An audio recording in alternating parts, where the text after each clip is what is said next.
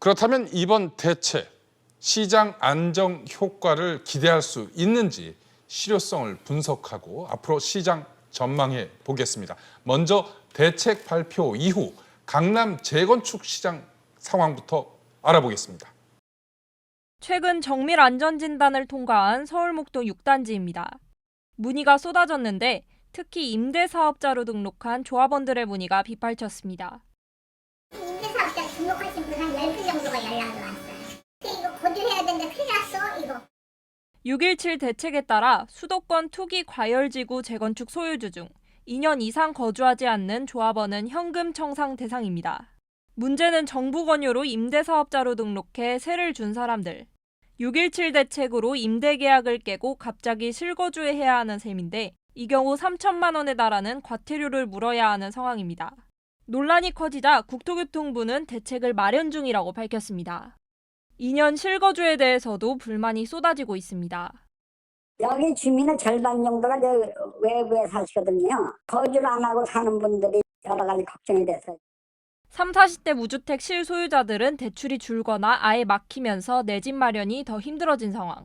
청약을 통한 내 집 마련 역시 30, 40대는 높은 가점을 받기 힘들다는 점에서 이에 대한 보완책 마련이 시급하다는 지적입니다. SBS CNBC 전서인입니다. 정인영 기자, 여기에 재건축 추가 부담금 폭탄도 현실화되고 있죠. 네, 올해 하반기부터 이 재건축 초과이익 환수제가 본격 시행됨에 따라서 추가 부담금 폭탄이 예상됩니다. 당장 용산구 한남연립에 17억 원, 강남구 두산연립에 4억 원의 부담금 징수가 시작되는데요. 강남의 한 단지는 1인당 최대 7억 원을 내야 할 수도 있습니다.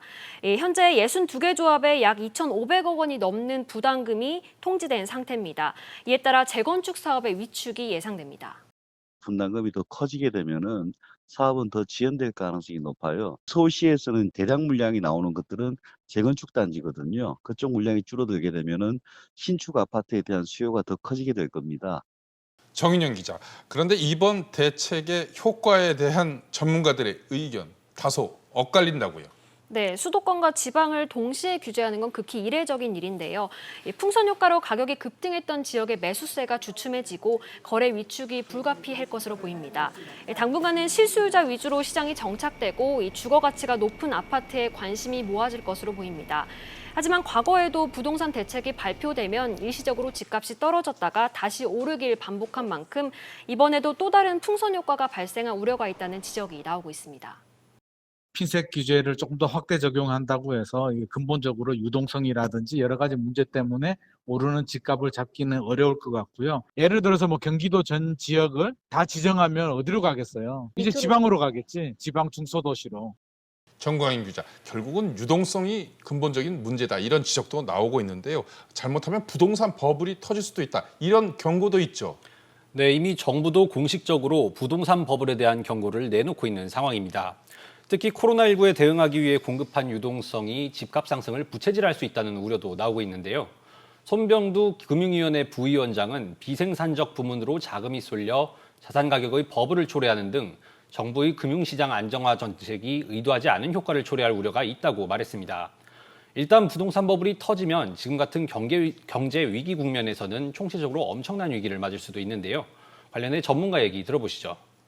디플레이션 우려가 있는 상황인데 여기서 부동산 가격이 급락하게 되면은 경기가 상당히 안 좋아지면서 또 가계부채가 부실화되면서 잘못하면은 금융위기로 발전이 될 수 있는 그런 상황인 것 같습니다. 정인영 기자, 정부의 대책, 이게 21번째 대책인데요. 과거 사례를 보면은 이런 대책이 나오면 잠시 주춤했다가 내성을 키워서 다시 상승하는 그런 패턴이 있었는데 이번에는 어떻게 보시나요? 네, 말씀하신 대로 벌써 문재인 정부 들어서 20번이 넘는 부동산 대책이 발표가 됐습니다. 이 정부 대책이 발표되면 집값이 잠시 주춤했다가 다시 상승하는 패턴을 반복했습니다. 일례로 지난 2018년 9.13 대책이 발표된 뒤에 서울 아파트 값은 32주 연속 하락세를 보였지만 그 후 지난해 12, 16 대책의 효과는 9주밖에 지속되지 않았습니다.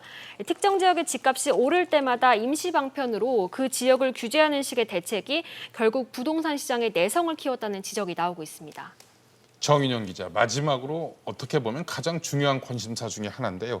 하반기 전세 시장 어떻게 전망되나요? 네, 이번에 정부의 강력한 규제로 매매 수요가 이 전세 수요로 옮겨가고 그렇게 되면 당분간은 이 전세 가격이 상승할 가능성이 높습니다. 여기에 또 변수가 하나 있습니다. 임대차 3법의 입법 여부입니다.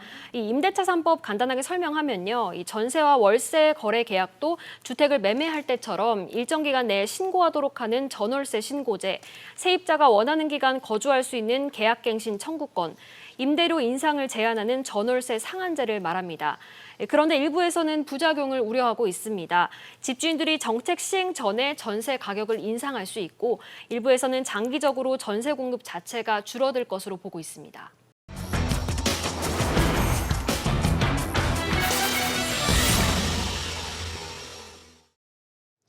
정부는 그동안 투기와의 싸움에서 지지 않겠다.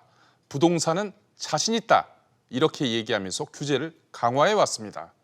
그런데 지난 3년간 서울의 아파트 중위 가격은 50%가량 올랐습니다. 이번 21번째 대책에서도 투기 세력을 막기 위해 대출 규제를 더 강화했습니다. 하지만 시중에는 돈이 넘칩니다. 유동성이 풍부합니다. 그래서 일부에서는 이번 대책으로 잠시 집값을 잡을 수는 있겠지만 결국 현금 있는 부자만 더 부자가 되는 것이 아니냐 이런 우려도 나오고 있습니다. IMF 외환위기, 세계 금융위기 이런 큰 위기 때 우리는 경험해봤습니다. 위기가 끝나면 부자는 더 부자가 되고 가난한 이들은 더 가난해졌습니다.